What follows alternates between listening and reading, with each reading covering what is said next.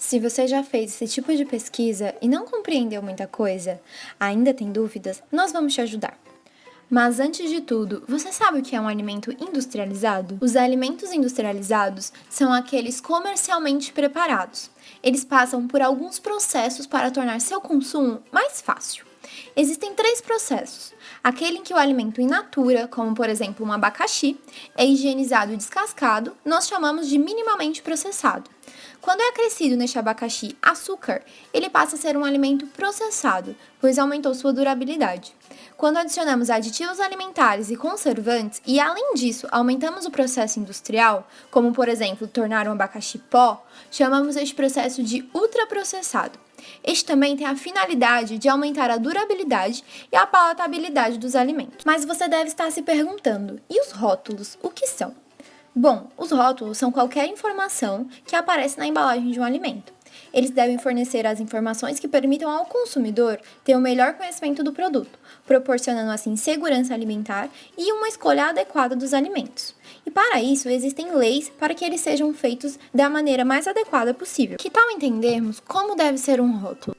Em um rótulo, deve conter algumas informações, como o prazo de validade, que garante segurança para o consumidor. A denominação de venda, que é a maneira como você encontra o produto no mercado. É aquilo que a gente chama de marca. Origem e lote, e isso garante o acesso do consumidor a quem produziu esse alimento, caso alguma coisa esteja fora do comum. E o conteúdo líquido, que é a quantidade de alimento presente naquela embalagem. Além disso, deve conter a lista de ingredientes e a tabela nutricional. Que tal entendermos melhor esses 2 itens? A lista de ingredientes deve conter todos os produtos alimentícios que constituíram o alimento que você está consumindo. É importante saber que os ingredientes sempre estarão descritos de maneira decrescente, ou seja, o primeiro alimento que aparece na lista é o alimento que mais contém naquele produto, e o que aparece por último é o que menos contém. Além disso, devemos nos atentar para algumas denominações que o açúcar pode aparecer nessa lista, e são elas: glucose de milho, glicose, frutose, sacarose, açúcar invertido, açúcar refinado, maltose e maltodestrina. Agora que você já conhece algumas denominações, vai ficar mais fácil de entender que mesmo que não apareça, o açúcar pode estar lá. Outro item obrigatório é a tabela nutricional. Ela deve conter todas as informações referentes àquela porção do alimento, e dessa forma você saberá todos os componentes que está ingerindo. Alguns itens têm presença confirmada na tabela, e são eles: porção e medida caseira, valor energético, valor diário que pode aparecer como VD, carboidrato, proteína, gorduras totais, saturadas e trans, fibra alimentar e sódio.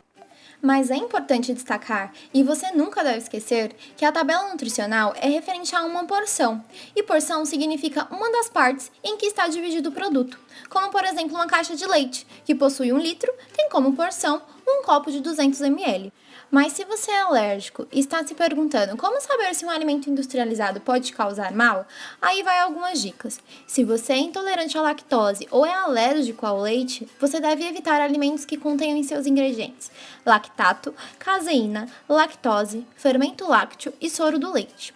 Já se você for alérgico ao glúten, você deve evitar alimentos que contenham em seus ingredientes cevada, centeio e trigo.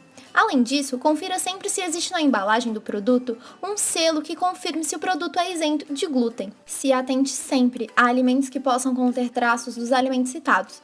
Alguns rótulos também podem te dar essas informações. Agora, depois de todas essas informações, ficou mais fácil de escolher, né?